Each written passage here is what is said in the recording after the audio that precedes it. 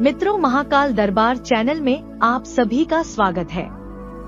आज हम लोग जानेंगे भगवान शिव को हनुमान जी से क्यों युद्ध करना पड़ा था। हनुमान जी भगवान शिव के अवतार है, यह बात हम सब लोग जानते हैं, परंतु हनुमान जी और भगवान शिव के बीच युद्ध भी हुआ था। यह बात बहुत कम लोग जानते हैं। इससे संबंधित कथा का वर्णन पद्म पुराण के पाताल खंड में मिलता है। अब हम लोग सीधे चलते हैं प्रसंग पे। जब श्री राम जी ने अश्वमेघ यज्ञ किया तो यज्ञ का घोड़ा घूमते घूमते देवपुर नाम के नगर में जा पहुंचा। उस नगर के राजा का नाम वीरमणि था। वीरमणि भगवान शिव का परम भक्त था, इसलिए देवपुर की रक्षा स्वयं भगवान शिव करते थे। वीरमणि के पुत्र रुक्मांगद ने जब यज्ञ का घोड़ा देखा तो उसे बंदी बना लिया। यह बात जब घोड़े की रक्षा कर रहे शत्रुघ्न को पता चली तो उन्होंने देवपुर पर आक्रमण करने का निश्चय किया। शत्रुघ्न और राजा वीरमणि की सेना में भयंकर युद्ध छिड़ गया।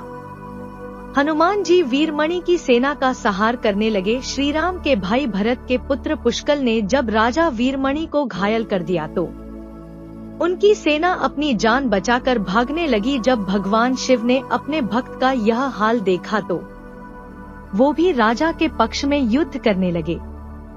भगवान शिव को युद्ध करते देख शत्रुघ्न भी वहां आ गए और दोनों में भयंकर युद्ध होने लगा। भगवान शिव ने वीरभद्र को पुष्कल से और नंदी को हनुमान जी से युद्ध करने के लिए भेजा। वीरभद्र और पुष्कल का युद्ध 5 दिन तक चलता रहा और अंत में वीरभद्र ने पुष्कल का वध कर दिया।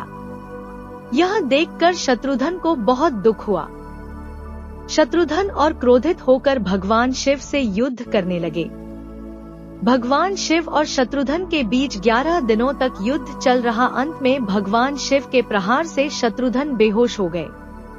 यह देख हनुमान जी स्वयं भगवान शिव से युद्ध करने लगे। हनुमान जी ने भगवान शिव से पूछा कि आप तो राम भक्त हैं, तो फिर हमसे युद्ध क्यों कर रहे हैं। भगवान शिव ने कहा कि मैंने राजा वीरमणि को उसके राज्य की रक्षा करने का वचन दिया है, इसलिए मैं युद्ध करने के लिए बाध्य हूँ। इसके बाद हनुमान जी और भगवान शिव के बीच भयंकर युद्ध होने लगा।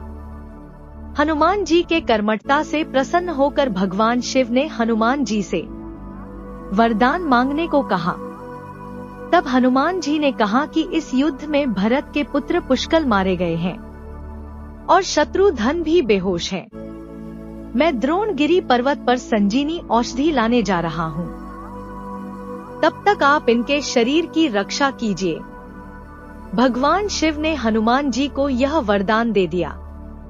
इधर हनुमान जी तुरंत द्रोणगिरी पर्वत आए और संजीवनी औषधि लेकर पुनः युद्ध भूमि में आ गए। इस औषधि से हनुमान जी पुष्कल को पुनः जीवित कर दिया और शत्रुघ्न को भी स्वस्थ कर दिया।